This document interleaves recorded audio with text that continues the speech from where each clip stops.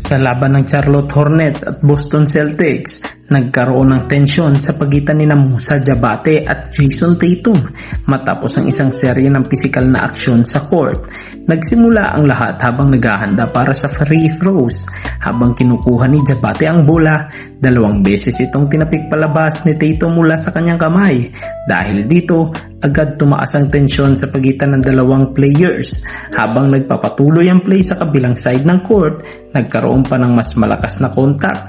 Ayon sa commentators, parang niyakap ni Tatum si Diabate sa isang galaw na halos mukhang bear hug. Dahil dito, napikon si Diabate at nagkaroon ng tulakan at mainit na palitan ng salita sa pagitan nila.